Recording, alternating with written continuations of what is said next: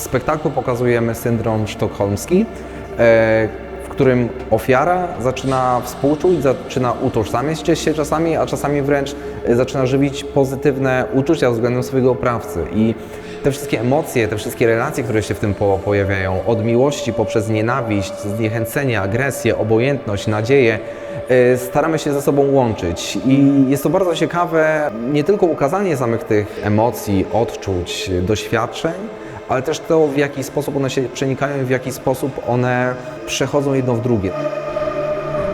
Proces twórczy tego spektaklu przebiega dla mnie w bardzo ciekawy sposób, ponieważ bardzo dużo rozmawialiśmy o syndromie sztokholmskim, szukaliśmy bardzo dużo informacji na temat tego, żeby też jakoś głębiej się zapoznać z tym stanem psychicznym. Najpierw pracujemy nad warstwą konceptualną i przyczynowo-skutkową. Następnie przechodzimy do przełożenia tej koncepcji na jakości ruchowe. Szukamy różnych punktów zaczepienia, za pomocą których moglibyśmy nawiązać kontakt z widzem. I dopiero na sam koniec tak naprawdę powstaje ruch w takiej postaci, w której on istnieje na scenie, czyli ułożony, skodyfikowany i ustrukturyzowany. Being able to be in the studio with the dancers and the choreographer during the rehearsal, it's a big luxury. The dancers give a beautiful energy, and when we're in the studio we can interact and ideas come and they flow much better. Dla mnie praca z muzykiem na żywo, czyli z Simone Donati, całkowicie odmieniła proces, ponieważ myślę, że to, co robimy, dużo szybciej zaczyna żyć.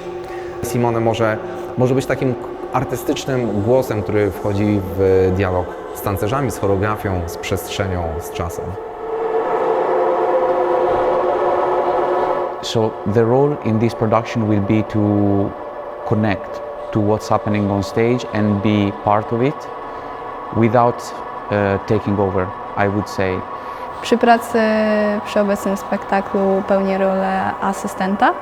Z próby na próbę pewne idee, pewne myśli się rozwijają i jest to ciekawe też obserwować, jak kolejne warstwy wpływają coraz bardziej na odbiór dzieła. Wydaje mi się, że ogólnie staram się jakby nie wchodzić w tą rolę mega za mocno, bo jednak można bardzo dużo emocji jakby na siebie przerzucić. Ogólnie cały ten spektakl daje mi bardzo dużo do analizowania tego, jakie mam relacje z innymi ludźmi, czy rzeczywiście każda relacja dla mnie jest dobra i dobrze na mnie wpływa.